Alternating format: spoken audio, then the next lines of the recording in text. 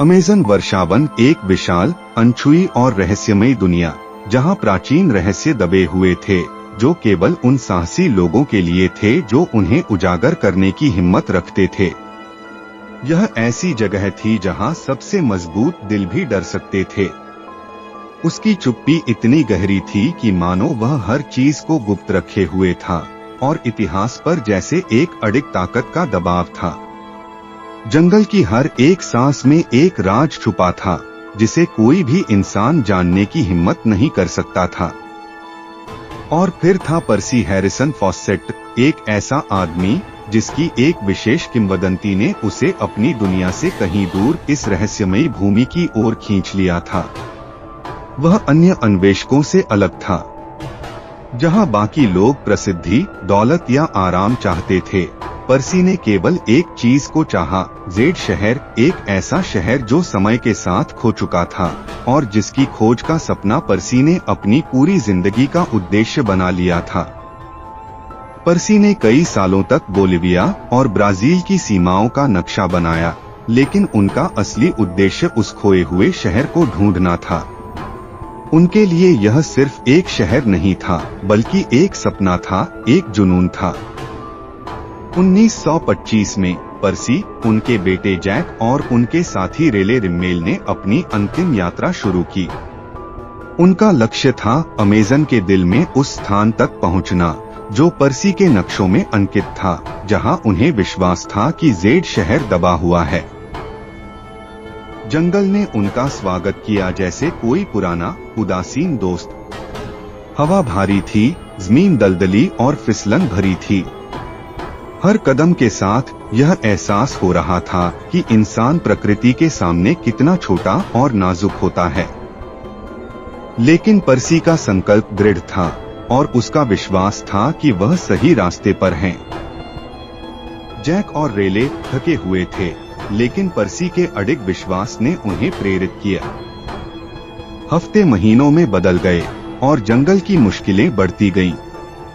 अब जमीन और भी भारी हो गई थी और जंगल में एक अजीब सी खामोशी फैलने लगी। कुछ था जो उन्हें देख रहा था, जैसे कोई अदृश्य शक्ति उनकी निगरानी कर रही हो। लेकिन पर्सी का विश्वास था कि जेड शहर अब बस उनके पास है, और यही विश्वास उन्हें आगे बढ़ने की प्रेरणा दे रहा था। फिर एक रात जैसे अचानक जंगल ने रूप बदल लिया। रात और भी गहरी हो गई और जंगल की आवाजें अब और दूर महसूस होने लगी। पर्सी के मन में एक अनकहा भय घर कर गया, जिसे वह नकार नहीं सकते थे। आगे के दिन यात्रा और कठिन हो गई। रास्ते खतरनाक होते गए, नदियां उफान पर थीं और जंगल और घना हो गया। कई बार पर्सी को लगा कि वे रास्ता खो चुके हैं, या फिर वे एक ही जगह पर घूम रहे थे। लेकिन उसका विश्वास था कि जेड शहर अभी उनके पास है, और वही विश्वास उन्हें आगे बढ़ने की प्रेरणा देता था। फिर वह दिन आया जब जंगल ने उन्हें पूरी तरह से निगल लिया। हवा और भारी हो गई, और जैसे ही वे आगे बढ़े, एक रहस्यमय बदलाव महसूस हुआ।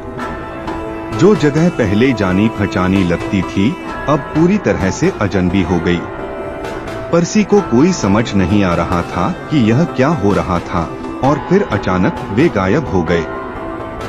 पर्सी का आखिरी संदेश जो दुनिया ने सुना, वह था, हम ठीक हैं, हम उत्तर की ओर बढ़ रहे हैं। यह एक साधारण संदेश था, लेकिन इसके बाद कभी भी पर्सी, जैक या रेले से कोई संपर्क नहीं हुआ। खोजी दल भेजे गए, लेकिन उनका कुछ पता नहीं चला। जंगल ने उन्हें पूरी तरह निगल लिया था, जैसे उनका अस्तित्व कभी था ही नहीं। इसके बाद कई सिद्धांत सामने आए। कुछ का मानना था कि पर्सी ने शहर ढूंढ लिया था, लेकिन वह इतना गहरे जंगल में दब गए थे कि वापस नहीं आ सके। कुछ ने यह कहा कि वह और उनके साथी शत्रुतापूर्ण जनजातियों द्वारा मारे गए थे, जबकि कुछ ने तो यह भी माना कि वे किसी प्राचीन शाप का शिकार हुए थे। और कुछ ने तो यह भी माना कि उन्हें अमेज़न के खतरनाक और अज्ञात जीवों ने अपने पंजे में दबोच लिया था, जैसे मगरमच्छ, जगुआर या विषैले सांप, और वे इन जीवों से बचने में असफल रहे। लेकिन सच्चाई क्या थी, यह कोई भी नहीं जान सका। पर्सी फॉसेट की गुमशुदगी का रहस्य कभी नहीं सुलझा।